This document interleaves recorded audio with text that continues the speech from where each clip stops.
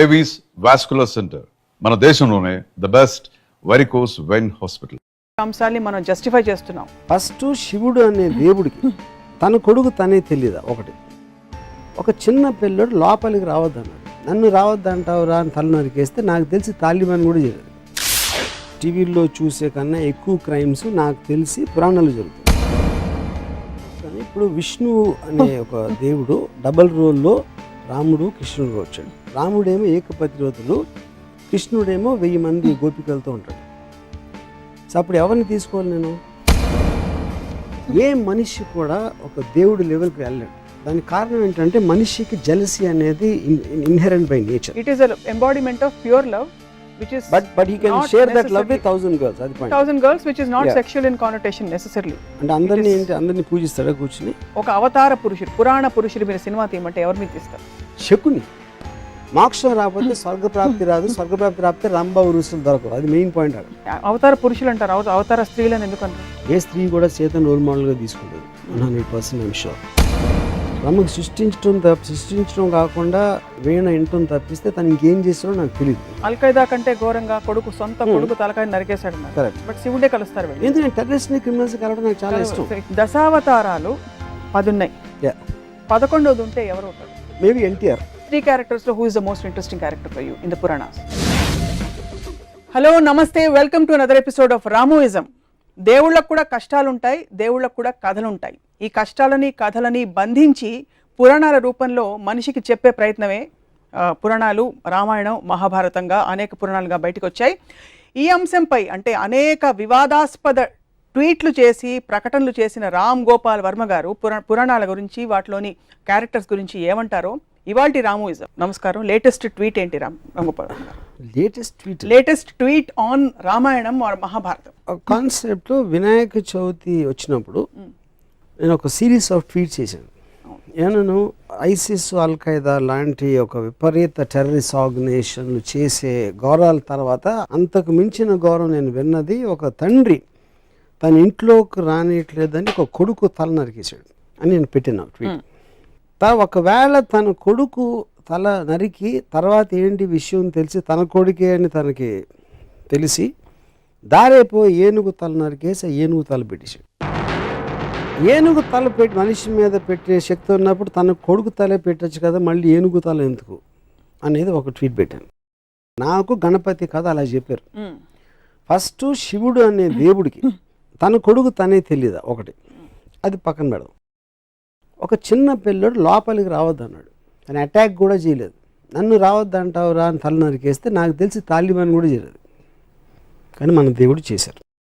దాని తర్వాత ఏనుగుని చంపితే ఇప్పుడు WWF అంత గోల్ చేస్తారు. మేము సినిమాలో కుక్కను పెడితే సెన్సార్ వాళ్ళు కుక్కర్ని ఏమైనా చేశారా అని అడుగుతారు. ఏమి అన్నం పోయిన తెలియని ఏనుగుని చంపేసి దాని తలను పెట్టారు. ఆ తల ఎందుకు పెట్టాలి? అదో క్వశ్చన్.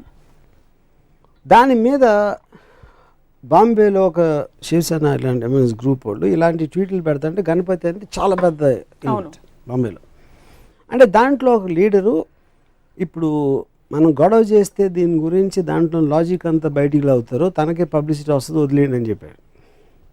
సో నా పాయింట్ ఏంటంటే అది ఇప్పుడు మనం బ్లైండ్గా ఫాలో అవ్వటానికి ఒక దేవుడికి ఉన్న క్వాలిటీస్, ఆ దేవుడికి ఉన్న ఆ పర్టిక్యులర్ పురాణ పురుషుడికి ఉన్న క్వాలిటీస్ అనేది మనకు చాలా ఇంపార్టెంట్ స్టడీ చేయడం. నేను బ్లాటెంట్గా ఇలాంటి ఆస్పెక్ట్స్ ఉన్నప్పుడు దాన్ని క్వశ్చన్ చేయకుండా కేవలం దేవుడు చేశాడు కాబట్టి వదిలేసాం. తాలిబాన్ చేస్తే, అల్ఖైదా చేస్తే వాళ్ళని రాక్షసులు అంటాం.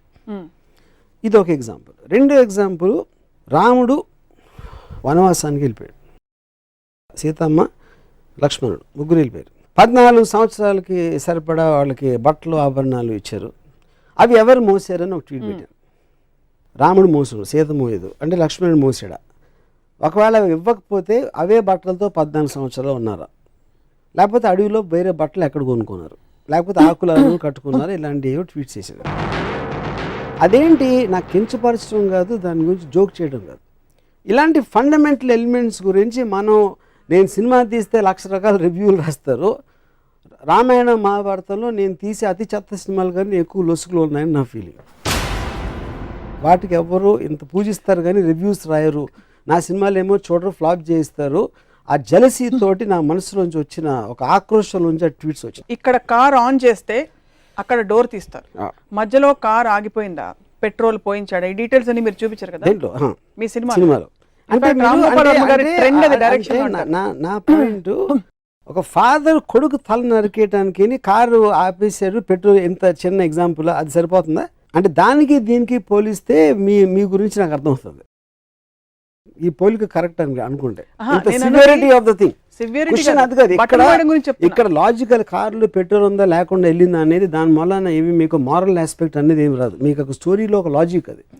ఇక్కడ it is destroying the fundamentals of God. That is okay. I'm talking about రాముడు బట్టలు మోసాడా, వాళ్ళు ఇస్త్రీ చేసుకున్నారా, గంజి పెట్టి ఇస్త్రీ చేస్తారా, లేకపోతే వాటి ఆ క్వశ్చన్స్ కి ఆన్సర్ గా ఇది కథలో ఓకే. అప్పుడు okay, so okay, I agree, you're right, I'm wrong. So ఇంకో ఎగ్జాంపుల్ ఇస్తాను. కైకేయి పాతకి రాముడిని అడిగి పంపించేస్తుంది, సారీ రాముడిని అడిగి భరతుడికి పట్టాభిషేకం. కైకేయి ఎందుకు చేసింది? రాముడు కన్నా తన కొడుకు అంటే ఎక్కువ ఇష్టం భరతుడు, తన భద్రుడికే రావాలని ప్రతి తల్లికి ఉంటుంది.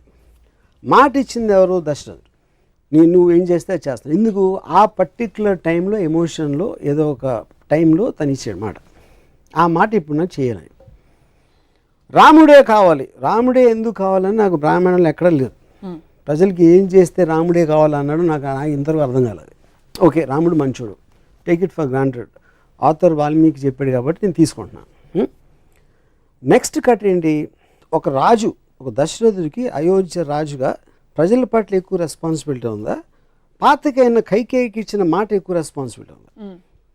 అప్పుడు నాకు రంగనాయకం విశ్వరోక్షణలో ఒక ఎక్స్ట్రాడినరీ పాయింట్ ఏమనిపించిందంటే, కైకేయి నాకు ఇచ్చిన మాట మీరు నిలబెట్టుకోరు, మాట తప్పితే మోక్షం రాదు అనే భయంతో నా మాటకి విలువిస్తున్నారు. మోక్షం రాకపోతే స్వర్గప్రాప్తి రాదు, స్వర్గప్రాప్తి రాకపోతే రంభ ఋషులు దొరకరు. అది మెయిన్ పాయింట్ అక్కడ.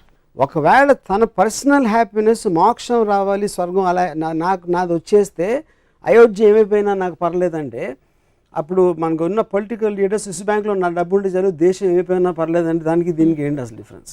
Absolute no difference. సో ఇది మోర్ రిలవెంట్ పాయింట్. ఇందాక ఇచ్చిన బట్టల పాయింట్ పక్కన పెట్టి ఈ పాయింట్ పెడుతున్నాయి ఇప్పుడు. ఇవన్నీ సింబాలిక్గా ఎందుకు చూడరు మీరు?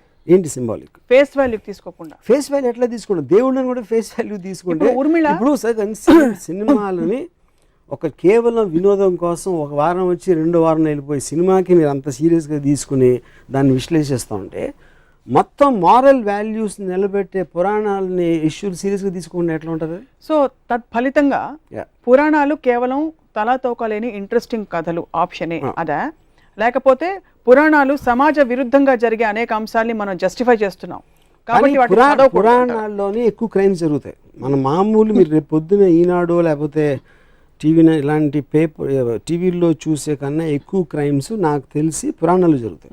అబ్సల్యూట్లీ లేనిది. అది ఉండాలా ఉండకూడదా క్వశ్చన్ కాదు, పాయింట్ అది కాదు.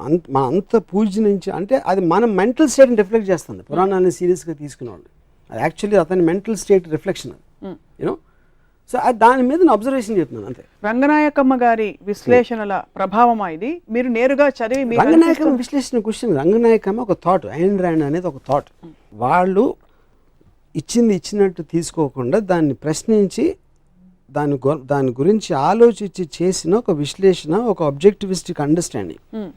మొత్తం ప్రపంచంలో ఎవరిదైనా వెళ్ళేది మీరు ఇచ్చింది తీసుకోకుండా దాని వెనకాల ఉంది, ముందే ఉంది, దాని రీజన్స్ ఏంటి అనేది తెలుసుకుని చేయటం అనేది ప్రోగ్రెస్కి అవసరం. సో ఓవరాల్గా ఈ క్యారెక్టర్స్, ఈ ఎపిసోడ్స్ ఏవైతే మనం ప్రస్తుత సమాజంలో అర్థం చేసుకోలేనివి, ఫర్ ఎగ్జాంపుల్ బిగమి, 2 భార్యలు ఉండే దేవుళ్ళు కావచ్చు, వీటన్నిటి వల్ల ఈ పురాణాలు చదవకూడదంటారా మీరు? లేకపోతే చదివినా ప్రశ్నించండి అని అడుగుతున్నారు కదా. ఇప్పుడు దానికి ఒక గాడ్లీనెస్ ఇవ్వటం కరెక్ట్ కాదన్న. లుక్అప్ చేసి ఇలాగా ఒక గౌరవంతో చూడటం. మీరు ఏదో ఒక ఫోక్లోర్ కథలాగా విన్నారా, లేకపోతే చందమామలో కథ వచ్చిందా అనేది వేరు. మీకు మారల్ సింబల్స్ కింద ఉన్న పురాణ పురుషులు వెనకాల కథలు ఇవా అన్నప్పుడు ఏ మారల్ దాంట్లోంచి తీసుకుంటారు? ఉదాహరణకి అది రాముడు మంచివాడు. ఎక్కువ ఎందుకు మంచివాడు ఎంతవరకు అర్థం కాదు. రాముడు ఇప్పుడు శూర్పణఖ అని ఒక స్త్రీ తను కోరి వచ్చింది, ముక్కు కోసేది. అది అంటే అందవికారం అంటే అంతకుముందు అందంగా ఉండాలి కదా, ముక్కు కోస్తే ఏమవుతుంది? లేకపోతే అంతకుముందే అందవికారంగా ఉంటే ముక్కు కోసిన మాత్రం మళ్ళీ ఇంకా పెరగదు వికారం. సో మనం ఈవ్ టీజ్ చేస్తున్నాం, ఒక అమ్మాయిని ఇలా అంటున్నాం, అంటే మన సమాజంలో ఇప్పుడు ప్రాస్టిట్యూట్స్ని కూడా లా ప్రకారం గౌరవంగా చూడాలి, మనం కించపరిచి చూడకూడదు. ఎందుకంటే వాళ్ళు ఎందుకు అయ్యారో ఆ కారణాలు ఏదో రకరకాలు ఉంటాయి. సో ఒక స్త్రీని తన కంటి ముందు ముక్కు కోస్తా ఉంటే చూస్తే అది మంచి బెరడు ఇంటి దాంట్లో ముందు రాగానే కోసేలేదు, ఫస్ట్ ఏం చేసింది చెప్పండి. ఫస్ట్ వెళ్ళమన్నాడు. ఇప్పుడు ఒక అమ్మాయి వచ్చిందండి నా దగ్గరికి, నేను కలవనన్నాను, మళ్ళీ వచ్చింది కలవంటే ముక్కు కోసేస్తే ఊరుకుంటారా? ఇప్పుడు మీకు చట్టపరంగా అది కాదు, ఎథికల్ అంటున్నా. మీ చట్టం పక్కన పెట్టండి, ఎథికల్గా కేవలం ఒక హ్యూమన్ యాంగిల్లో ఒక అమ్మాయి అలా వస్తే ముక్కు కోసేస్తారా అంటున్నా. మీరు చెప్పండి. నేను కోయను ఎవ్వరూ కోయరు. మీరు రాముడు తప్ప నాకు తెలిసి రాముడు ఆర్డర్ మీద లక్ష్మణుడు తప్పితే ఎవ్వరూ కోయరు. తాలిబాన్కి వస్తారు కాబట్టి రాముడు మరి తాలిబాన్ లా అది కాదు నేను అడుగుతున్నా, అదే క్వశ్చన్ నేను అడుగుతున్నా. నేను పెట్టిన ట్వీట్స్లో కూడా ఈ రెండిటికి నాకు సిమిలారిటీస్ కనిపిస్తున్నాయి, నాకు అర్థం కావట్లేదని పెట్టినాను. పురాణం గురించి మాట్లాడుతున్నాం కాబట్టి నా మోస్ట్ స్ట్రాంగెస్ట్ అబ్జర్వేషన్ నేను ఒక 5 minutes చెప్తాను. తిరుపతిలో బాలాజీ ఎట్లా వచ్చాడు? అసలు బాలాజీ అనే దేవుడు పూజ చేస్తున్నారు. ఎవరు ఒక ఋషులు 14,000 సంవత్సరాల నుంచి పూజ చేస్తూ ఉంటే బ్రహ్మదేవుడికి పవర్ ఎక్కువైపోతుందని నారద మహర్షిని దాన్ని బ్రేక్ చేయడానికి పంపించాడు. నారద మహర్షి వచ్చి యాగఫలం ఎవరికి ఇస్తారు అంటే వాళ్ళు ఆలోచనలో పడ్డారు. అంటే 14,000 ఏళ్ళ నుంచి తపస్సు చేస్తే యాగఫలం ఎవరికి వాళ్ళు ఆలోచించలేదు. సరే అది పక్కన పెడదాం. సరే కనుక్కోవడానికి ఎవరు బ్రహ్మ విష్ణు మహేశ్వర్లో ఎవరు దీనికి అర్హులు అని భృగు మహర్షిని పంపించారు. భృగు మహర్షి ఫస్ట్ బ్రహ్మ దగ్గరికి వెళ్తే బ్రహ్మ సరస్వతి వేణు వాయిస్తున్నారు ఏదో అవుతుంది అక్కడ బిజీ అని పంపించారు. అక్కడి నుంచి కట్ చేస్తే శివుడు వస్తే శివుడు పార్వతి బిజీగా ఉన్నారు, అవి డాన్స్ చేస్తున్నారు ఏదో అక్కడి నుంచి పంపించారు. నెక్స్ట్ విష్ణువు దగ్గర అక్కడ అదే పరిస్థితి. అప్పటికి భృగుకి కోపం వచ్చి లోపలికి వెళ్ళి అదే సర్పతల్పం ఏదో ఆ తల్పం మీద తన్ని వెళ్ళిపోతా ఉంటే విష్ణువు వచ్చి కాళ్ళ మీద పడి కాళ్ళు పట్టుకుని ఆ కోపానికి కారణమైన ఒక కన్ను ఏదో ఉంది అరికాళ్ళు ఉంటే దాన్ని నలిపేశాడు. తన్నిని వెళ్ళి కాళ్ళు పట్టుకోవడానికి కోపంతో లక్ష్మి వెళ్ళిపోయింది. స్వర్గం బోసిపోయేసరికి వచ్చి విష్ణువుని ప్రాధేయపడ్డాడు. ఏంటి లక్ష్మి లేకపోతే స్వర్గంలో ఇది లేదు అది లేదు అని. అప్పుడు ఈయన ఎతకడానికి వెళ్ళాడు. విష్ణు వెళ్ళి ఎతికి ఎక్కడ దొరకలేదు. అలిసిపోయి ఒక చోట పడుకుంటే పైన ఒక పాముల పొట్ట ఏదో కట్టేసి చేమలు కుట్టేసి. అప్పుడు ఆ టైంలో అక్కడ విదురుడు రాక్షసుడి పేరు మర్చిపోయింది వాడెవర్. ద పాయింట్ ఈజ్ ఒక ఆవులు కాపరి ఒక ఆవు వెళ్ళి ఆ పర్టికులర్ పాముల పొట్టలో పాలేస్తాం. సో సాయంత్రం పూట ఇంటికి వచ్చేసరికి ఒక్క ఆవు పాలు ఇవ్వట్లేదని ఆకాశరాజు భార్య రాణి ఏంటి ఆవు పాలు ఇవ్వట్లేదు అని ఎంక్వైరీ పెట్టి ఆడేమో పిలిచి అడిగితే నెక్స్ట్ డే ఆడ ఆవు మీద కన్నేసి ఉంచితే ఆవు వెళ్ళి పాలు పెట్టని చూశాడు. ఆవును కొట్టడానికి వస్తే ఆవును రక్షించడానికి విష్ణువు బయటకు వస్తే తన తల మీద తగిలింది దెబ్బ, ఆ కర్ర దెబ్బ. అవును. ఆ రక్తం చూసి పారిపోయి ఆకాశరాజు చెప్పాడు. ఆకాశరాజు వచ్చి ఏంటంటే ఆకాశరాజుని చూడగానే నువ్వు 7 జన్మలు పిశాచం అయిపోతామని శాపం ఇచ్చాడు విష్ణు. అదేంటి నేనేం చేశాను ఇప్పుడు చూడటానికి వచ్చి నాకు శాపం ఏంటంటే నువ్వు చెప్పింది కరెక్టే కానీ శాపం వెనక్కి తీసుకోలేను, అందుకని 7 జన్మలు పిశాచిగా మళ్ళీ తర్వాత దేవత అయిపోతామని ఒక అమెండ్మెంట్ ఇచ్చాడు విష్ణు. అక్కడి నుంచి వెళ్తా ఉంటే ఒక చోట ఒక అమ్మాయి కలిసి అమ్మాయి పద్మావతి తనతో ప్రేమలో పడి ఫాదర్ డబ్బులు అడిగితే డబ్బులు లేవు కనుక కుబేరుడి నుంచి అప్పు తీసుకుని పెళ్ళి కూర్చుంటే ఇది విషయం నాదుడికి తెలిసి ఎక్కడో తప్పు చేసుకుని లక్ష్మి దగ్గరికి వెళ్ళి మీ ఆయన మళ్ళీ పెళ్లి చేసుకుంటున్నాడని చెప్తే లక్ష్మిని తీసుకొచ్చేసి లక్ష్మిని చూసి గిల్ట్ తోటి విష్ణు రాయిపోయి ఆ దుఃఖంతో పద్మావతి రాయిపోయి తను కూడా ఫీల్ తను రాయిపోయింది. ఇది బాలాజీ స్టోరీ. ఇది నేను చెప్పట్లేదు, బాలాజీ టెంపుల్లో కొని చదువుకున్న పుస్తకంలో ఉన్న స్టోరీ. ఓకే, ఇప్పుడు నా పాయింట్ ఏంటంటే ఒకటి విష్ణు వెళ్ళి కాలు పట్టుకున్నాడు ఏదో చదపటానికి, అది లక్ష్మికి ఎందుకు చెప్పకూడదు అసలు? అందులో ఏంటి సీక్రెట్గా దాయాల్సిన అవసరం ఉంది. సో వెళ్ళిపోయింది. ఈయన ఎప్పుడు ఈ నెల ఇమీడియట్గా భార్య వెళ్ళిపోయిందంటే రూమ్ నుంచి బయటకు వెళ్ళిందా అక్కడి నుంచి దూకేసిందా ఏంటి నాకు ఎగ్జిట్ అయ్యారు నాకు అర్థం కాదు. ఓకే, వీళ్ళు వచ్చి స్వర్గం అంతా బోసిపోయింది లక్ష్మీదేవిని తీసుకురావాలనే ఎంక్వైరీ అని రిక్వెస్ట్ మీద తను వెళ్తున్నాడు కానీ తనలోంచి వచ్చింది కాదు. ఒకటి వచ్చి మొత్తం అంత ఎత్తికాడు కనపడక పడుకున్నాడు. నారదుడికి మాత్రం ఒక నిమిషంలో తెలిసింది ఎక్కడ ఉన్నాడు. అండ్ మన పాత సినిమాలు 70s సినిమాల్లో ఉంటాయి ఇలాంటి స్టోరీస్ అని. సో ఇందులో ఏ విధంగా కూడా తను చేసిందంటూ ఆకాశరాజు అడిగిన దానికి ఆకాశరాజు వస్తే 7 జన్మలు శాపం అవటం ఏంటి అసలు మీనింగ్ ఏంటది? అక్కడి నుంచి పద్మావతి అంటే ఉన్న భార్య తప్పిపోయింది లేకపోతే కనపడలేదు, అలాంటి ఎలిమెంట్లో వెళ్ళి పద్మావతితో లవ్లో పడి కట్నం కోసం డబ్బులు అడిగి మనమే అంటే అలాంటి స్టోరీ అంత పూజించదగిన దేవుడికి ప్రపంచంలో ఎక్కడైనా ఉంటుందని నాకు డౌట్, ఎక్కడ తప్ప యూనో. సో నేనేమంటున్నాను, ఒక రోల్ మోడల్ గాంధీ గారు ఇలా చేశారు. ఆయన మొత్తం ఇంట్లో అంతా వదిలేసి ఆయన పూర్ పీపుల్కి లేదు కాబట్టి ఆయన ఒక ధోతి ఏదో కట్టుకుని పైన ఏమీ లేకుండా ఆయన చేశారు.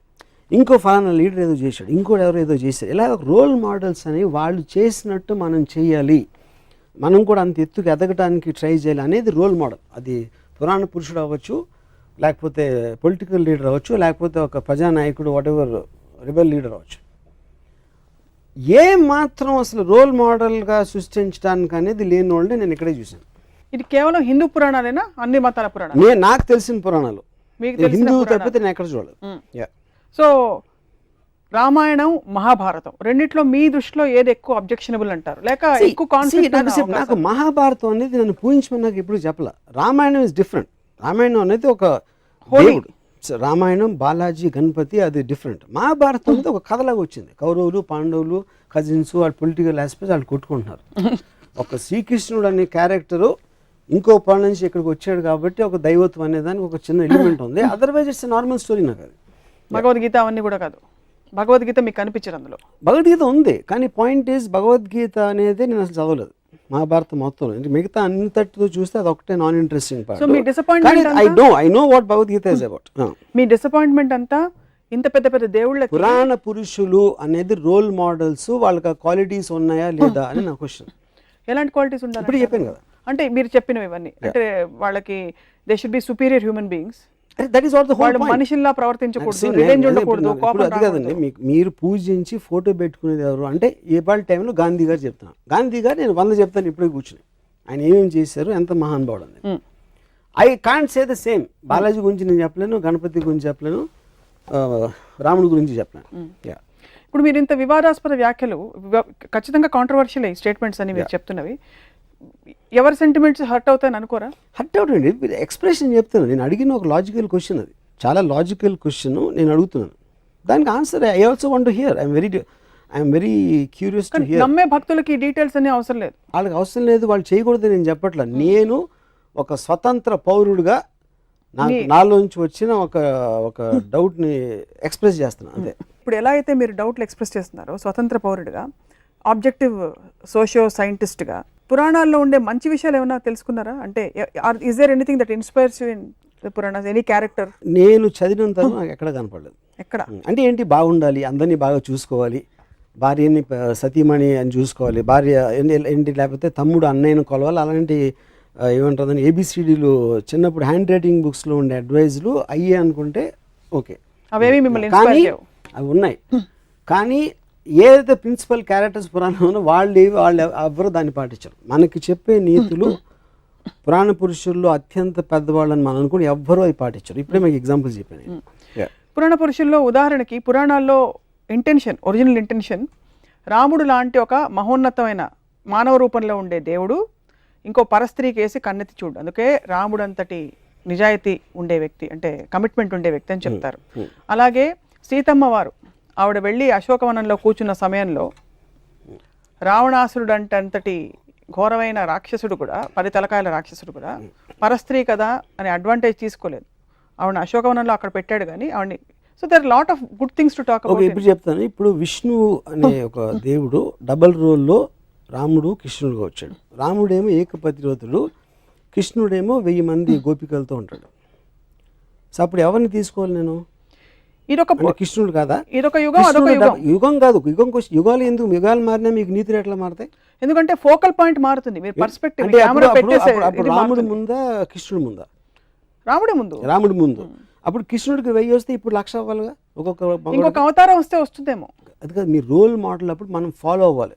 రాముడు రోల్ మోడల్ ఎందుకు ఏకపత్నివ్రతుడు, మనం కూడా ఒకే అమ్మాయితో ఉండాలి, రోల్ మోడల్. అవును. శ్రీకృష్ణుడు దాన్ని బ్రేక్ చేశాడు మీరు చెప్పిన లా ప్రకారం. ఇంకో యుగంలో అది వర్తించదు, అందుకని 1000 మంది గోపికలను తీసుకున్నాడు. అప్పుడు నేను రోల్ మోడల్, నాకు కృష్ణుడు అయ్యాడు. ఇప్పుడు ఇంకా అడ్వాన్స్ అయింది కాబట్టి ఇప్పుడు 1,00,000 గోపికలు అవుతావా, మళ్ళీ వెనక్కి వెళ్తావా? శ్రీకృష్ణుడు మీకు రోల్ మోడల్ అయినప్పటికీ శ్రీకృష్ణుడు నాకు స్వచ్ఛమైన అవ్వలేదు. ప్రేమ, నేను మీ ప్యూర్ లవ్. క్వశ్చన్ గురించి చెప్తున్నాను. Pure love. It is an embodiment of pure love. శ్రీకృష్ణుడి గురించి మనకి తెలిసింది he was an embodiment of pure love. నెమలి పింఛం అనేది ఎందుకు పెట్టుకుంటారంటే it is an embodiment of pure love which is but he can share that love with 1,000 girls. అది point. 1,000 girls which is not sexual in connotation necessarily. అంటే అందరినీ పూజిస్తాడా కూర్చుని? అది తెలియదు, but this is what we no. నెమలి పింఛం అన్నది కూడా సంకేతం. నిమిల్ పెంచి అని పక్కన పెట్టిన అది డ్రెస్. అది ఇప్పుడు ఎవరు క్యాప్ వేసుకున్నట్టు అప్పుడు నిమిల్ పెంచి వేసుకుంటారు. దానికని ఎక్కువ ఇంపార్టెన్స్ ఇవ్వద్దు. తను చేసే పని చెప్పండి నాకు ఏం డ్రెస్ అనేది. మన costume is not the point. సీన్లో కంటెంట్ అనేది పాయింట్. అక్కడ సీన్లో కంటెంట్లో విష్ణు అవతారమే రాముడు. విష్ణు అవతారం రాముడు ఏకపత్ని భక్తులు అని చెప్పినప్పుడు తను ఇంకో రోల్ వేసినప్పుడు మొత్తం ఆపోజిట్లో వేస్తే దానికి వ్యాలిడిటీ ఏంటని అడుగుతున్నాను. కాబట్టి రెండింటికి వ్యాలిడిటీ లేదంటారా? ఒకటి తీసుకుంటారు. క్వశ్చన్ అది కాదు. రోల్ అంటే ఇప్పుడు రాముడు అది ఒక్కటి చేసి ఉండొచ్చు, దానికి ఆపోజిట్గా 10 చేశారు దాంట్లోనే, రామాయణంలోనే నాకు చెప్పాను. అన్ని మతాల దేవుళ్ళని లేక పురాణాలని మీరు ఎప్పుడు స్టడీ చేయాలన్న ఉత్సుకత మీకు కలగలేదు? స్టడీ చేయడం మామూలుగా ఇప్పుడు నేను ఎక్స్పర్ట్ని కాదు పురాణాల్లోని, లేకపోతే బుక్స్ రాసేసి మన కల్పవృక్షం విశ్వనాథ్ సత్యనారాయణ గారు I'm not an expert on that. నేను ఒక మామూలు జనంలాగా నాకు తెలిసిన అంటే నాకు బాలాజీ టెంపుల్లో నుంచిన వాళ్ళు కన్నా నాకు ఎక్కువ తెలుసు, గణపతి టెంపుల్ సిద్ధి వినాయక్ ఇక్కడికి వెళ్ళిన వాళ్ళు నాకన్నా ఎక్కువ తెలుసు, రెగ్యులర్గా టెంపుల్కి వెళ్ళే వాళ్ళు కన్నా నాకు ఎక్కువ నాలెడ్జ్ డెఫినెట్గా. నేను ఎక్స్పర్ట్ అవ్వకపోవచ్చు దాంట్లో. సో నేను మామూలు ఒక జనం ప్రతినిధిగా పురాణాల మీద నాకు వచ్చిన డౌట్ ఎక్స్ప్రెస్ చేస్తున్నాను అంతే. దీనివల్ల భక్తులు ఎంత డీప్గా వెళ్తే మీకు అంత పోతుంది ఇంప్రెషన్. అది నేను గమనించింది. ఎక్కువ డీప్గా అందుకే భక్తులు డీప్గా వెళ్ళరేమో. కల్పవృక్షంలో మొత్తం డిస్క్రిప్షను సీత సెక్షువాలిటీ మీద ఉంటుంది. అది నాకు రామాయణ విశేషం చదివే వరకు తెలియదు నాకు, ఎందుకంటే నేను అలాంటి లాంగ్వేజ్ నేను చదవను కాబట్టి. ఇలాంటి కాళ్ళు గల సీత అలా సీతని తను చూసాడంటే అది శృంగారం అనొచ్చు, మీరు ఏదైనా ఆస్పెక్ట్ అవ్వచ్చు, కానీ అది మనం నార్మల్ ఆస్పెక్ట్లో రామాయణాన్ని ఎప్పుడు అలా చూడం. కానీ అది రాసింది విశ్వనాథ్ సత్యనారాయణ గారు. వాట్ ఎవర్ ఐ మీన్ అది ఎలిమెంట్. అది రాయకూడదు అని నేను ఆర్గ్యూ చేయట్లేదు. వాట్ ఈజ్ మనకి ఇది వస్తుంది ఇలాంటిది మనం ఇలా చూడకూడదు అనేది ఇష్యూని మనం పక్కన పెట్టేసి మిగతాదంతా మాట్లాడతాం. సో అప్పుడు మనం ఏంటి క్యారెక్టర్ రాముడు మహా గొప్ప రాజు, అయోధ్య ప్రజలంతా పూజించేవాడు, ఏకపత్ని వ్రతుడు, ఇది అది అని క్వాలిటీస్ అన్ని. ఆ క్వాలిటీస్తో ఉన్న వేరే వైపు మీరు యాక్చువల్గా రామాయణ ఇన్సిడెంట్లు చూస్తే దానికి దీనికి సంబంధమే ఉంది. మామూలుగా చాలా జూమ్ అవుట్ మోడ్లో ఉండే రామ్ గోపాల్ వర్మ గారు ఈ పురాణాల వరకు మాత్రం కొంచెం జూమ్ ఇన్గా చూస్తున్నారా అని ఒక డౌట్ కలుగుతుంది. జూమ్ ఇన్గా చూడాలి, ఎందుకంటే రోల్ మోడల్ కింద వచ్చినాయి పురాణ పురుషులు. అంటే సినిమా కథ కాదు, లేకపోతే మ్యాగజైన్లో వచ్చే స్వాతి మ్యాగజైన్లో వచ్చే కథ కాదు. టోటల్గా మనం ఎవరిని ఫాలో అవ్వాలి, ఒక బెటర్మెంట్ ఆఫ్ ద సొసైటీ కానీ క్రియేట్ చేసిన రోల్ మోడల్స్ ఇలాంటి దేవుళ్ళందరూ. సో వాళ్ళు చేసే యాక్షన్స్ చాలా సునిశ్చితంగా I mean you have to observe it. You can't be objective and zoom out there. You have to be subjective and observe them very closely exactly the actions, because ఆ pattern అనేది వేరే follow అవ్వాలి లెక్క ప్రకారం. అంటే పురాణాలు నిజంగా జరిగాయి ఇవి రియల్ అని అనడానికి కానీ, అంటే రియల్ అన్రియల్ అని మీరు ఎప్పుడు డిబేట్ చేయలేదు, బట్ సంకేతాలు చాలా ఉన్నాయి. పుష్పక విమానం ఇప్పుడు ఏరోప్లేన్గా ట్రాన్స్లేట్ అయింది. బహుశా అక్కడి నుంచి ఐడియాస్ వచ్చాయేమో. పుష్పక విమానం ఫస్ట్ టైము మనమే ఇన్వెంట్ చేసాం. ఎందుకు చేసాం, ఎవరో రాశారు అది. అంటే అసలు ప్లేన్ అంటే ఏంటో తెలియని ఒక ప్రపంచంలో మన పురాణాల్లో పుష్పక విమానం వచ్చి మనం ఎయిర్ ఇండియా దగ్గర ఆగిపోయాం, which is suppose to be the worst aircraft in the world according to aviation industry world బ్రాడ్లో. అంటే పుష్పక విమానం అంతా జీనియస్తో స్టార్ట్ అయ్యి ఎయిర్ ఇండియా దగ్గర ఆగిపోవడానికి కారణం ఏంటి? ఎందుకంటే ఎయిర్ ఇండియా అనేది ప్రాక్టికల్ అప్లికెన్స్, పుష్పక విమానం అనేది ఒక రచయిత ఊహ, అది లేదు అప్పుడు. సో మనం ఇన్ని సంవత్సరాలు అంటే ఇన్ని థౌజండ్స్ ఆఫ్ ఇయర్స్ ట్రెడిషన్ ఉండి, ఆ సివిలైజేషన్స్ ఉండి అది ఉండి మనం అసలు ఏమి ట్రెడిషను అసలు దాని కల్చర్ హిస్టరీ లేని అమెరికా ఎంబసీ బయట మన లైన్స్ ఉంటాయి, వాళ్ళ ఇండియన్ ఎంబసీ అనక బయట అమెరికన్ లైన్స్ ఉండవు. సో అదొక్కటే ఎందుకు అమెరికాలో పుష్పక విమానానికి 100 రెట్లు, మన బ్రహ్మాస్త్రానికి 100 రెట్లు అటామిక్ బాంబ్, హైడ్రోజన్ బాంబ్స్ వాళ్ళు కనిపెట్టారు, మనం కనిపెట్టలేదు. మనం కనిపెట్టాలనుకున్న ఊహలన్నీ మన పేపర్ మీద రాతల్లో మిగిలిపోయినాయి. వాళ్ళు చేసిన తర్వాత వాళ్ళ టెక్నాలజీ అద్దెకి తెచ్చుకునో లేకపోతే బతిమాలు తీసుకొచ్చి మన ఒకటే అరా ఉన్నాయి మన దగ్గర. సో మనం కేవలం చెప్తాం, వాళ్ళు చేస్తారు, అది డిఫరెన్స్. రాముడు కృష్ణుడు వీళ్ళెవరూ మీకు రోల్ మోడల్స్గా పురుషులుగా అలా కనిపించారు, ఉత్తమ పురుషులుగా. అంటే కృష్ణుడు బెటర్, కృష్ణుడు కొంచెం బెటర్, ఎందుకంటే చాలా మంది గోపికలు కొంచెం రియలిస్టిక్ గా ఉంది. గోపికలు అబద్ధాలు చెప్తాడు, మ్యానిపులేట్ చేస్తారు, నేను ముందు ఆయన చూసాను నేను చూడలేదు, ఇలాంటి అట్లీస్ట్ ఎంటర్టైనింగ్ ఆస్పెక్ట్ ఉంటుంది, కొంచెం మనిషికి దగ్గరగా ఉంటాడు కృష్ణుడు. కృష్ణుడు బెటర్ అంటారు రాముడి కంటే. బుద్ధుడి గురించి మీ అభిప్రాయం ఏంటి? మీలాగా అంటే బేసిక్గా చాలా బలమైన అభిప్రాయాలు ఉన్న వ్యక్తి, ఐ డోంట్ వాంట్ దిస్ వ్యవస్థ, ఐఎమ్ లీవింగ్ అని వెళ్ళిపోయి. ఇప్పుడు బుద్ధుడు నా పాయింట్, ఇప్పుడు desire is the root cause of sorrow అనేది basic one line philosophy Buddhism, అంటే most important the fundamental point అది. నేను దానికి ఎగ్జాక్ట్ ఆపోజిట్. డిజైర్ అనేది లేకపోతే బతకడమే అసలు అనవసరం. మీరు బుద్ధుడి పార్షియల్ గా ఉండి జూమ్ అవుట్ చేస్తారు. జూమ్ అవుట్ చేయట్లేదు. ఎందుకు ఆయన వైఫ్ ని వదిలిపోయాడు. He said I don't want the system, I don't want his attachments. నేను first time talking about philosophy. తర్వాత తను ఏం చేశాడని నాకు పెద్ద అవగాహన లేదు బుద్ధుడు అంతకుముందు ఏం చేశాడు అనేది. Dzire is the root cause of సారో, అంటే కోరిక ఉంటే కోరిక తీరినప్పుడు మనకి సారోస్ వస్తాయి, కోరిక వదిలే అని చెప్పాడు. కోరిక లేకపోతే బతకటమే అనవసరం అనేది నా philosophy. So I'm the exact opposite of Buddha. But he had a major contribution bringing in peace, message of peace, అవన్నీ మీకు కనిపించవా? I really don't know about that. So ఇప్పుడు మీరు ఈ సమకాలీన పరిస్థితుల్లో ఒక అవతార పురుషుడు, పురాణ పురుషుడు మీరు సినిమా తీయమంటే ఎవరు మీరు తీస్తారు? శకుని. ఐ థింక్ శ్రీకృష్ణ, కృష్ణుడు I think is far better example. ఎందుకంటే ఎలిమెంట్స్ ఆఫ్ శకుని ఉన్నాయి కృష్ణుడు దగ్గర, కానీ కృష్ణుడు తెలియదు ఆ విలన్ ఉంది అంటే కొంచెం నాకు, అంటే ఆబ్వియస్లీ మనందరికీ కూడా కృష్ణుడు ఎన్టీఆర్ గారి నుంచి వస్తుంది కాబట్టి నాకు చాలా స్ట్రాంగ్ ఇంప్రెషన్ ఏంటి, ఎవరు ఏమి చెప్తున్నా భీముడు కోపం వస్తూ ఉంటుంది, దుర్యోధనుడు కోపం వస్తూ ఉంటుంది, ఈయన ఒక చిన్న నవ్వుతో, అది యాక్చువల్గా దేవుడు నా దృష్టిలో. ఎందుకంటే అబ్సల్యూట్లీ ఈజ్ అన్ఎమోషనల్ అబౌట్ ఎవ్రీథింగ్. శ్రీకృష్ణుడు నేను ఎప్పుడు కోపంగా చూడలేదు. శ్రీకృష్ణుడు నరికేద్దాం చంపేద్దాం, యుద్ధంలో ఆపేసి ఒక భగవద్గీత అనే ఒక చిన్న క్లాసు అర్జునుడికి ఇవ్వడం, I like that is actual only దేవుడు నాకు తెలిసినంత అబ్జర్వేషన్. మీకు ఒకవేళ బ్రహ్మ, విష్ణు, శివుడు ముగ్గురుతో అపాయింట్మెంట్ ఉంది, కానీ మీరు ice cream 16th part shoot చేస్తూ బిజీగా ఉన్నారు కాబట్టి ఒక్కళ్ళకే టైం ఇవ్వగలుగుతారు, ఎవరికి ఇస్తారు? అంటే ఇప్పుడు విష్ణు ఇస్ నాకు it's a complex thing, because ఆయన ఎత్తిన అవతారాల్లో నాకు ఎవరు కరెక్ట్ అనేది నాకు తెలియదు. So I don't want take that chance. Brahma అనేది నేను ఎప్పుడు దేవుడిగా చూడలేదు, ఎందుకంటే ఎవరు పూజించరు. బ్రహ్మకు సృష్టించడం కాకుండా వీణ వినటం తప్పిస్తే తను ఇంకేం చేస్తాడో నాకు తెలియదు, అట్లీస్ట్ నాకు ఆ నాలెడ్జ్ లేదు. శివుడు ఐ లైక్ బికాజ్ నాకు getup kind of A power, force అనేది అది ఆస్పెక్ట్. సో వాళ్ళ ముగ్గురే తీసుకుని వాళ్ళు వేసిన అవతారాలు కొంచెం పక్కన పెడితే ఐ థింక్ శివ. కాంట్రాడిక్ట్ అవుతున్నారు కాబట్టి ఐ హ్యావ్ టు ఆస్క్. ఇప్పుడు ఫర్ ఎగ్జాంపుల్ దేవుడు గురించి మాట్లాడుతున్న మన ప్రీవియస్ ఎపిసోడ్లో బ్రహ్మ తప్ప వేరే దేవుడు లేరని చెప్పారు. క్రియేటర్ నేను చెప్పింది, facilitator is different from creator. మీరు చెప్పారు బ్రహ్మని, క్రియేట్ చేసినోడు బ్రహ్మ అంటే ఓకే, నాకు బ్రహ్మ అని పిలవండి, దేవుడు అని పిలవండి, సప్న అని పిలవండి, నాకు ఏమి డిఫరెన్స్ లేదు అంటారు. సో ఇప్పుడు క్రియేటర్ అనే దానికి తనకి క్రియేట్ చేసిన తర్వాత నాకు తెలిసి ఏం చేయట్లేదు కాబట్టి నేను మాట్లాడడానికి ఏం లేదు అక్కడ. తర్వాత శివుడు అల్ఖైదా కంటే ఘోరంగా సొంత కొడుకు తలకాయ నరికేశాడు అన్నారు. బట్ శివుడే కలుస్తారు వెళ్ళి, ఎందుకంటే టెర్రరిస్ట్ క్రిమినల్స్ కలవడం నాకు చాలా ఇష్టం కాబట్టి మీకు శివుడు ఆ ఆస్పెక్ట్ నచ్చిందండి. ఓకే, విష్ణు మాత్రం కొంచెం కన్ఫ్యూజ్డ్ అబౌట్. బట్ ఇప్పుడు కృష్ణుడు సెపరేట్ గా తీసుకుంటే నేను కృష్ణుడిని కలుస్తాను. ఇప్పుడు పరిస్థితుల్లో మీకు పురాణాలు అంత ఇంట్రెస్ట్ కాబట్టి అల్టిమేట్ ఆఫ్ మాస్కులైన్ ఎనర్జీ శివుడు, ultimate of feminine energy Adishakti అని చెప్తుంటారు. ఇప్పుడు సినిమాల్లో సెన్సిబిలిటీస్ మరి మెట్రోసెక్షువల్ అని, అంటే ఆడవాళ్ళు మగవాళ్ళగా కనిపించడం, మగవాళ్ళు ఆడవాళ్ళగా కనిపించడం ఇలా వస్తుంది. ఏమన్నా ప్రాబ్లం ఉందంటారా దీనివల్ల? బికాస్ మీరు ప్యూర్ ఫార్మ్స్ లో ఇష్టపడతారని from what we know of you. First of all I never saw them as ultimate in masculine or feminine. అదే ఒక ఆర్టిస్ట్ ఇంటర్ప్రిటేషన్ ఆఫ్ దట్. ఇంకా ఇదేంటంటే heterosexual whatever you're talking about, I think it's advancement. మనిషి అనేవాడు creativity అంత ఉంటుంది కాబట్టి కుదురుగా కూర్చోడు కాబట్టి ప్రతి దాంట్లో he will want to look for advancements and creative aspects. అలా వచ్చింది, అది ఇంకా జరుగుతూనే ఉంటుంది. సో మీరు సినిమా తీస్తే will it be on Ramayana or Mahabharata? Definitely Mahabharata. Because more characters, more I mean connectivity and క్యారెక్టర్స్లో చాలా ఏమంటుంది అని గ్రేనెస్ ఉంది.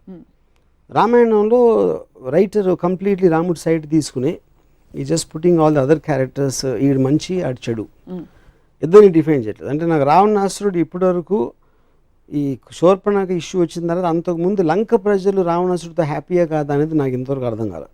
అంటే అమెరికా వచ్చి ఫ్రీడమ్ ఇప్పేస్తుందా లేకపోతే దండయాత్రగా వస్తుందా తెలియదు. సో లంక ప్రజలకి లంకేశ్వరుడు అయితే ఇష్టమైతే అప్పుడు రావణాసురుడు ఎందుకు చెడ్డాడు?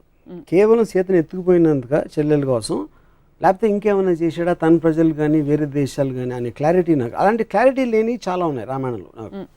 అందుకని I have not connected to that.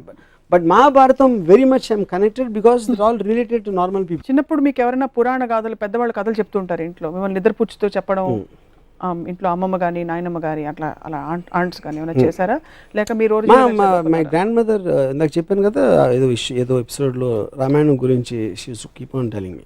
Ramayanam గురించి చెప్పేవారు, రామకోట రాసేవారని చెప్పారు, ఆవిడ చెప్పేవారు రామాయణం గురించి. రామాయణం కథ ఆవిడ దగ్గర విన్నారు, విని ఎందుకు నేర్చుకోకూడదో తెలుసుకున్నాను. దశావతారాలు 10 ఉన్నాయి, 11వది ఉంటే ఎవరు అవుతారు? 11దా? సపోజ్ దశావతారాల తర్వాత ఇంకో అవతారం ఉంటే ఎలా ఉంటుంది అనుకుంటున్నారు? Maybe NTR. NTR the human being. NT రామావతారం అవుతుందా? నాకు అందరి దేవుళ్ళు కానీ ఎక్కువ ఎన్టీఆర్ కనెక్ట్ అయ్యాను. ఆయన చేసిన మూలానో వాట్ ఎవర్ మూల, even as a political person. As a politician, as a human being? Yeah, as a human being, I felt that he has far more better qualities than Rama and Krishna, original Rama and Krishna. Like for example? Everything. Like the way he speaks or the way he comes across, whatever it is. పురాణాలు కేవలం ఇది role models అంత hype లేకపోతే, కేవలం కథల్ని వాస్తవాలుగా చూడగలిగితే వాటికి తావు ఉందని మీరు అనుకుంటున్నారు? అలాంటి స్టోరీస్ పురాణాలకి దేవుడు కనెక్షను లేకపోతే ఏమంటారు దాన్ని, ఒక లార్జర్ దెన్ లైఫ్ ఆస్పెక్ట్, దైవత్వం లేని ఆస్పెక్ట్లో కేవలం కథలుగా వస్తే నాకు తెలిసి బి గ్రేడ్ సినిమా ప్రొడ్యూసర్ కూడా దాన్ని యాక్సెప్ట్ చేయడు. అంత లాజిక్ లేని అబ్సల్యూట్ క్లారిటీ లేని కథలని. ఇప్పుడు ఫర్ ఎగ్జాంపుల్ ఈ ఎపిసోడ్ చూసిన తర్వాత విశ్వ హిందూ పరిషత్ వాళ్ళు వచ్చి మీ మీద దండయాత్రకు వచ్చి మిమ్మల్ని మీతో ఒక డిబేట్కి రెడీ అంటే మీరు రెడీయా? ఇప్పుడు విశ్వ హిందూ పరిషత్ ఎవరు నాకు తెలియదు. ఫస్ట్ ఆఫ్ ఆల్ నా పాయింట్ ఎవరైనా కానీ, ఇప్పుడు నేను ఇందాక ఒక చెప్పాను, నేను I don't claim to be an expert on Ramayanam. నేను ఒక మామూలుడికి ఆ పురాణాల గురించి ఎంత తెలుసు నాకు అంతే తెలుసు. దాని గురించి నేను మాట్లాడతాను. అప్పుడు దానికి ఎక్స్ప్లెనేషన్ చేస్తా. నీకు అర్థం అవ్వంది ఏంటంటే, శివుడు తన కొడుకుని ఎందుకు చంపాడు, తల నరికి ఏనుగు తల ఎందుకు పెట్టాడు, తన కొడుకు తల ఎందుకు పెట్టలేకపోయాడు అనే దానికి ఎక్స్ప్లెనేషన్ నాకు ఇస్తే I will very happily listen. I will be very glad. I might go and join Hindu Parishad. Join అవుతా. నాకు సాటిస్ఫాక్టరీ ఆన్సర్ ఇస్తాయి. సేమ్ థింగ్, అయోధ్యను వదిలేసి ఉట్టి ఎవరో ఒక పాతకి కైకేకి ఇచ్చిన వాటికి రాముడిని పంపేసి అంత ఇర్రెస్పాన్సిబిలిటీతో ఒక కింగ్ ఉంటే దాన్ని అది కరెక్టే తను చేసిన ఎక్స్ప్లెనేషన్ ఇస్తే నేను విహెచ్పిలో చేస్తాను. కృష్ణుడు most intriguing character, most interesting character for you. స్త్రీ క్యారెక్టర్స్లో who is the most interesting character for you in the Puranas? I really doubt any స్త్రీ character has ever been given importance. Always under the feudalistic as సొసైటీలో రాసిన book కాబట్టి they're always relegated to the background. నేను ఎప్పుడు ఏ character కూడా, అంటే మహాభారతంలో to extent జరిగి ఉండొచ్చు అది, బట్ నేను రామాయణంలో మాత్రం అసలు గుర్తు కూడా. రిమోట్ కంట్రోల్స్ అని స్త్రీల దగ్గర ఉన్నాయి, కైకే దగ్గర ఉంది ఒక పక్క, సీతమ్మ వారి వల్లే మొత్తం అసలు రామాయణం. అంటే అది ఇన్స్టిగేటర్ ఆస్పెక్ట్కి మూవ్ చేసిన దానికి ఒక మనం రోల్ మోడల్స్ గురించి మాట్లాడతాం. రోల్ మోడల్స్ అనే దగ్గర స్త్రీలు ఎప్పుడు నాకు ఎక్కడ కనపడలేదు. సీతమ్మ వారి సహనానికి ప్రతీక, భూదేవ్ అంతటి సహనం సీతమ్మ వారిది. ఎలాగా అంటే అప్పుడు ఏంటంటే దాన్ని రాసింది నేను ఏం చేసినా పడి ఉండాలి అని మగోడు ఒక స్త్రీని నొక్కి పట్టుంచడానికి ఒక సీతమ్మ వారి ఒక ఎగ్జాంపుల్ ఇచ్చి ట్రై చేశారు ఫ్యూడల్ కైండ్లో. I think that is what it is. So it's not relevant now. It is not relevant. It should not be relevant. What should she have ఇప్పుడు నాకు ఒక normal average Indian housewife she behaves like Sita. I think it is slavery. It is slavery. ఏం చేస్తుంటారు ఇప్పుడు modern Ramayanam జరుగుతుంది, తను ఊరుకోదు ఇలా చేస్తే. ఎవరైనా ఎత్తుకుపోయారండి. ఇప్పుడు ఏ స్త్రీ అయినా వచ్చేసి వెళ్ళిపో అడవికి వెళ్ళిపోతే అని భార్య మీరు వెళ్ళిపోతే నేను వచ్చేస్తాను వెనకాలంటదా? ఎందుకు మీరు అడగాలని ప్రవోక్ చేస్తుంది కదా ఎవరైనా. అంటే అప్పుడు ప్రవోక్ చేయకపోతే పతివ్రత కదా. ఏ ఇంట్లో కూడా మన కుటుంబం మనది మనం చూసుకోవాలి ఎవరైనా సరే అనేది ఒక థర్డ్ అబ్జర్వేషన్ ఇవ్వడం అనేది ఏ భార్యకైనా తన రెస్పాన్సిబిలిటీ. అంతేగాని భర్త ఎవరిదో మాట వినేసాడని తను వెనక నోరు మూసుకుని వెళ్ళిపోయి ఒక బొమ్మలా ఉంటే there is no personality in that person. అది మోడర్న్ ఇప్పటి రోజుల్లో వాట్ ఎవర్. కానీ అక్కడి నుంచి మనం ఇక్కడికి వచ్చాం కదా రోల్ మోడల్ అంటే. ఎందుకంటే with time and with we understood it is wrong. So in brief these characters from the Puranas are not relevant in these days and even they don't even make great stories. They were never relevant. అదేదో books లో మనం మాట్లాడి భజన చేసుకోవడానికి ఉంటుంది. Practically you cannot apply and they never applied also. ఏ స్త్రీ కూడా సీతను రోల్ మోడల్గా తీసుకోలేదు 100%. ఐఎమ్ షూర్ సీతని పూజించవచ్చు బ్లైండ్గా ఏం అర్థం చేసుకోకుండా. కానీ ఇంటికి వచ్చి సీతలా ఉండడం మాత్రం జరగదు. సీతమ్మ వారిని రాముడితో పాటు రాముడి పత్నిగా పూజిస్తారు, విడిగా ఎవరు పూజించారు. ఫస్ట్ ఆఫ్ ఆల్ మీరు అన్నది రైటే. సో ఎనీ అదర్ క్యారెక్టర్ మహాభారతంలో ఎవరు మీకు అసలు? Nothing comes to my mind. Nothing comes to your mind. So it was always a male dominated. Yeah, because it is written in feudalist times. Yeah, which is not relevant in democracy. నిజంగానే అవతార పురుషులు అంటారు, అవతార స్త్రీలను ఎందుకు అనరు? అది point. So what would you like to tell our viewers Varma గారు అబౌట్ ఇప్పుడు ఇంత డిస్కషన్ అంటే ఇది డైరెక్ట్లీ కనెక్టెడ్ టు లైఫ్ కాదు. This is all related again to God or anything super aspect. So I don't think the answer will be very different. నా point ఏంటంటే మీకు చదివారు, మీకు ఆనందం వస్తుంది, మంచి మ్యూజిక్ పీస్ అన్నారు, దాంట్లో ఏమైనా అర్థం చేసుకోవాల్సిన అవసరం లేదు. ఆ తర్వాత రాములు వారు ఇలా వెళ్ళారు, రాములు వారు భద్రాచలం వెళ్ళారు అని వినటానికి మీకు బాగుంటే దట్ ఈస్ యువర్ కాల్. మీ ఎలాంటి మ్యూజిక్ ఇష్టం, ఎలాంటి కథ ఇష్టం అనేది మీ సెన్సిబిలిటీ, మీ ఎక్స్పోజర్, మీ ఐక్యూ లెవెల్ అలాంటి రకరకాల ఆటల మీద ఆధారపడి ఉంటుంది. కానీ పాయింట్ ఏంటంటే మీరు పూజించే ఒక గ్రంథం, మీరు పూజించే పురాణ పురుషులు అసలు నిజంగా ఆ పూజలకి అర్హుల అనేది క్వశ్చన్ చేసుకుంటాం అనేది ప్రోగ్రెషన్కి సింబల్. అది ఒకటి నేను చెప్పేది. ప్రోగ్రెషన్ అన్నారు కాబట్టి ఈ క్వశ్చన్ అడుగుతున్నాను. అప్పట్లోనే పురాణాల్లో progressive thoughts, for example homosexuality లాంటి కొన్ని బలమైన ఇప్పుడు ఇంకా వివాదాస్పదం అవుతున్న కొన్ని అంశాలు అప్పుడే ప్రస్తావించారు. అప్పుడు ప్రోగ్రెసివ్ టైమ్స్ కాదంటారు. అయితే ఇప్పుడు అది ప్రస్తావించి తర్వాత వెనక్కి ఎందుకు వచ్చామన్న, పుష్పక విమానం కట్టేసి ఎయిర్ ఇండియాకి వచ్చి అప్పుడు అది చెప్పి ఇప్పుడు కూడా సెక్షువల్ రిప్రెషన్ పెట్టి అప్పుడు అక్కడ ఏదో మనం టెలిస్కోప్ దిక్సూచి ఉంది అని చెప్పి ఇటలీ అమెరికా కనిపెట్టిన 40 సంవత్సరాలకి మన దేశానికి వచ్చి అక్కడ కనిపెట్టి అక్కడ ఎందుకు ఆపేసి, ఎందుకంటే మనం కనిపెట్టలే, ఇది అదేమీ లేదు, అది ఎవరో రాసుకున్నారు. ఆ పర్టికులర్ రాసిన అతను తనకి గే ఫీలింగ్స్ ఉంటే తను రాసేసి ఉంటాడు. But that doesn't mean it is representative of the society, ఆ పర్టికులర్ సొసైటీకి రిప్రజెంటేటివ్ అని అనుకో. అప్పట్లో ఇద్దరు వైఫ్స్ ని లేకపోతే అలాంటి పరిస్థితులని, నలుగురు భార్యల్ని హ్యాండిల్ చేసే కెపాసిటీ క్యారెక్టర్స్కి ఉండేది. కానీ ఇప్పటి రోజుల్లో అది అన్వయించుకునే ప్రయత్నం చేస్తే సొసైటీ కేయోటిక్ అయిపోతుంది కనుక it is those aspects are not applicable except to see how beautifully in spite of all these things they coexisted అని కొంతమంది విజ్ఞులు చెప్తూ ఉంటారు. బేసిక్లీ అప్పట్లో ఎక్కువ ఉండేది హారెమ్స్ అనేది, వందల ఆడవాళ్ళు మెయింటైన్ చేసేది పురాణాల్లో ఉండేది. In any religion including the kings 1940 ముందు ఉన్న ఇండియన్ కింగ్స్ కూడా they use to maintain a lot. So the point of complete అమ్మాయి ఆడవాళ్ళకి ఫ్రీడమ్ ఇవ్వకుండా ఇష్టం వచ్చినట్టు బతికే ఆస్పెక్ట్ అనేది ఫ్యూడలిజంలో ఉంటుంది. And all Puranas are connected feudalism. ఎందుకంటే రాముడు వాళ్ళందరూ రాజులు, మహారాజుల కాలంలో జరిగిన స్టోరీ అది. అవును. సో ఆ ఆస్పెక్ట్లో మీరు ఇందాక చెప్పిన దానికి రెలవెన్స్ ఉండదు. ఇప్పుడు దాంట్లో ఏంటి, మీరు ఒక లిబరల్ సోషల్ ఒక కాంప్లెక్స్ ఆస్పెక్ట్ ఆఫ్ డెమోక్రసీ సొసైటీలో ఉన్నప్పుడు ఇద్దరు భార్యలకి మల్టిపుల్ వైఫ్స్కి ఫ్యూడలిస్ట్ కాలంలో ఉండేదానికి ఫండమెంటల్ తేడా ఉంది. ఎందుకంటే అక్కడ రిప్రెషన్ ఎక్కువ ఉంటుంది. ఇప్పుడు రిప్రెషన్ ఉండడానికి ఛాన్స్ లేదు. ఎందుకంటే ఒక అమ్మాయికి తన భర్త నచ్చకపోతే she can walk out, she can ask the help of the law or society or she can stand on our own feet. అంత ఫ్రీడమ్ వచ్చినప్పుడు పురాణాలు హ్యావ్ నో రిలవెన్స్. ఒక చిన్న క్వశ్చన్ నేను మిమ్మల్ని అడుగుతాను, మీరు అడుగుతున్నారు కాబట్టి చాలా ప్రశ్నలు పురాణాల గురించి. I would like to ask you, గుళ్ళు కట్టించినప్పుడు కూడా రాముడు అవతారం, కృష్ణుడు అవతారం, నరసింహ అవతారాన్ని కూడా కట్టించారు గుడి. పరశురామ అవతారానికి లేదు. ఫస్ట్ వచ్చిన మత్స్య, కూర్మ, వరాహ అవతారాలు ఉన్నాయి. వాళ్ళ గుళ్ళు ఎందుకు లేవంటారు? ఇప్పుడు గుళ్ళు కట్టడం అనేది బేసిక్గా అంటే ఆల్వేస్ మనకు ఒక హ్యూమన్ బీయింగ్ ఆస్పెక్ట్ ఉండదు దాంట్లో, ఏదో చేస్తారు అని. అప్పుడు ఎందుకంటే చేపని ఏం చేసినా చేప ఏదో ఈదుతుంది, ఈదటం కన్నా ఇంకేం చేస్తుందో తెలియదు మనకి. వరాహం అంటే ఇప్పుడు నేను లోకలైజ్ లాంగ్వేజ్లో పందు ఏదో వడవర్, ఐ మీన్. సో ఒక యానిమల్ ఆస్పెక్టు, ఒక చేప, ఒక స్నేకు, సర్పావతి, ఇవన్నీ కూడా you don't know where else to take it. కానీ అంటే మన కార్టూన్స్ లాగా ఒక హ్యూమన్ ఆస్పెక్ట్ ఇచ్చేస్తే కార్టూన్కి మీ కనెక్టివిటీ ఎక్కువ ఉంటుంది. సో హ్యూమన్ అవతారాలన్నీ కూడా శ్రీకృష్ణుడు అవతారానికి మత్స్య అవతారం చేప, శ్రీకృష్ణుడు అంటే మనిషి. అప్పుడు ఎలా ఉంటాడు, ఏం చేశాడు, తను పొద్దున్న లేచి ఎవరికి పుట్టాడు, ఎలా పెరిగాడు, బాల్యం, తర్వాత ఏం చేశాడు, ఇవన్నీ ఉంటాయి. కాబట్టి మీకు కనెక్టివిటీ అనేది జరుగుతుంది ఎక్కువ, which is the reason why human shapes అనేది ఇంపార్టెంట్ అక్కడ. సో హ్యూమన్ షేప్స్ లేని అవతారాలకు అందుకే గుళ్ళు లేవు. That's the main issue. మీకు చాలా భయంకరమైన నాలెడ్జ్ ఉంది పురాణాల మీద. ఉంది కాబట్టి ఈరోజు మీ అభిప్రాయాన్ని మాతో పంచుకున్నారు.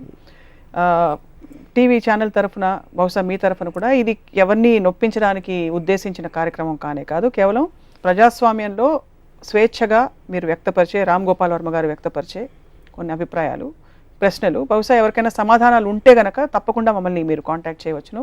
వర్మ గారికి మేము ఈ సమాధానాలు తెలియపరుస్తాం. ఏమంటారు రాము గారు? నేను మీరు చెప్పింది అదే, నేను నొప్పించడానికి నా ఇంటెన్షన్ కాదు. కానీ మీరు బిలీవ్ చేస్తుంది మీరు ఎప్పుడన్నా ఆలోచించారా? నేను ఆలోచించిన దానికి నాకు సమాధానం లేదు. మీ దగ్గర సమాధానం ఉంటే I will be very happy to hear. And మీరు అప్పుడు వేసిన క్వశ్చన్స్కి నేను ఆన్సర్ చెప్పడానికి ఇక్కడ ఉంటాను. So closing on a positive note, ఒక అవతార పురుషుడు, ఒక ఎగ్జాంపులరీ హ్యూమన్ బీయింగ్ని మనం రోల్ మోడల్గా పెట్టుకుని ఒక సొసైటీకి ఒక గైడెన్స్ అవుతుందంటే మీరు ఎవరిని సజెస్ట్ చేస్తారు? అది ఇంపాసిబుల్, జరగదు. ఎందుకంటే ఏ మనిషి కూడా ఒక దేవుడి లెవెల్కి వెళ్ళాడు. దానికి కారణం ఏంటంటే మనిషికి జెలసీ అనేది ఇన్హెరెంట్ బై నేచర్. సో ఒక టైంలో మనం చాలా టైం అయిపోయింది కాబట్టి మనం గాంధీ గారు మహాత్మా అంటాం. కానీ గాంధీ గారు ఉన్న టైంలో ఆయనకు చాలా పొజిషన్ ఉంటారు, రకరకాల క్రిటిసిజం ఉండేది. సో ఇప్పుడు ఇవాళ రోజున సేమ్ గాంధీ క్వాలిటీస్తో ఉన్న ఒక మనిషి వస్తే, ఒకవేళ ఇవాళ మన పూజ్యని బాపూజీ అంటున్నాం, TV9లో వికట కవిలో వేస్తారు ఫస్ట్. వికట కవిలో వచ్చిన తర్వాత ఎవ్వరూ లీడర్ అవ్వలేరు దాని తర్వాత. సో మనిషికి ఇంకొక మనిషి మీద రెస్పెక్ట్ ఉండటం అనేది జరగదు, ఇంపాసిబుల్. అది ఫేజెస్లో షార్ట్ పీరియడ్స్ జరుగుతుంది. మరి అందుకని గురువులు అంటే అది రిలీజన్ కనెక్టెడ్. దేవుడు మనిషి కాబట్టి సస్టైన్ అవుతారు. ఎప్పటి వరకు స్కాండల్ వచ్చే వరకు. నిత్యానంద స్వామి కన్నడ భాషలు చూసాడు, లేకపోతే ఆసారాం బాపు ఎక్కడో వెళ్ళి అలాంటి ఒక హ్యూమన్ థింగ్ చేసినంత వరకు వాళ్ళ దృష్టిలో దైవం తర్వాత వాళ్ళే, లేకపోతే వాళ్ళు కూడా దేవుళ్ళే. సో దేవుడు అనేది, పురాణ పురుషుడు అనేది దానికి ఇంపార్టెంట్. ఎందుకంటే మీకు ఒక లార్జర్ దెన్ లైఫ్ ఒక రోల్ మోడల్ అవసరం. అండ్ అది మనమే సృష్టించుకుంటున్నాం. దేవుడు సృష్టించాడు, మనం సృష్టిస్తున్నాం దేవుడిని మన అవసరం కోసం. Although it's not relevant to the discussion we had. పురాణాలు జరిగాయని మీరు నమ్ముతున్నారా?